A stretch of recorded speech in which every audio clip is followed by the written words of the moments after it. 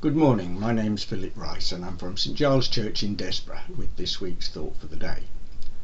I'm sure some of you will have read this year's Thy Kingdom Come devotions between Ascension Day and Pentecost. One of the recordings urged us to tune into Jesus, just as an orchestra has to make sure that all the instruments are tuned to each other. Actually, it said that the principal oboist ascends to the stage and plays a note, which everyone else then tunes their instrument to. Now, as a music lover, this got me thinking, what if the instruments were not all tuned to each other? What if some of them were playing in a different key, or even playing a different tune, or in a different tempo? If just one instrument was out of tune with the rest of the orchestra, it would spoil the whole performance. If several instruments are out of tune or playing different tunes, it would just be a noise, rather than a symphony.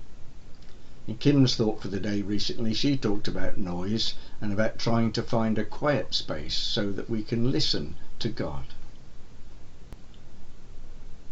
Now, there's been a lot in the news recently about defence spending, which in the UK is apparently set to increase to a greater percentage of our GDP. And other countries too are increasing their defence spending. And I just can't help thinking that we should be spending less on defence and more on making peace. Just think how much poverty could be reduced if none of the money in the world was being spent on weapons. If the leaders of our nations were all tuned into the will of God and the way of Jesus, that's exactly what would happen. I know how difficult it is to tune an instrument if there's a lot of other noise going on around you.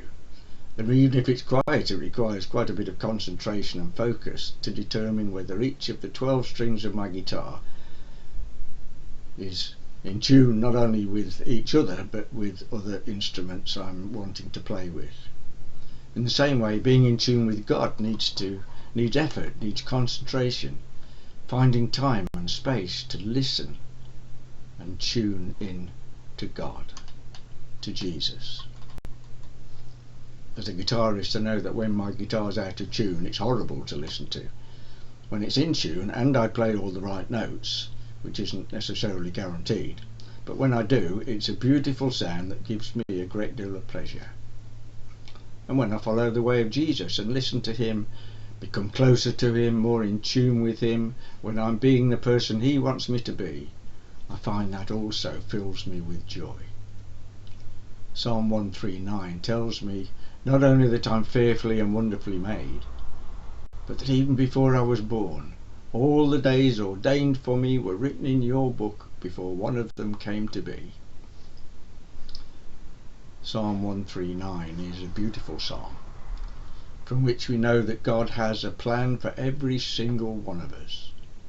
By tuning into the way of Jesus, I can be the person God ordained me to be and live life in all its fullness.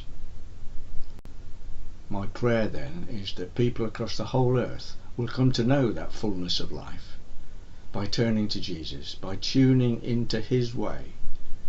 Then together we'll fill the earth with a wonderful symphony. Amen.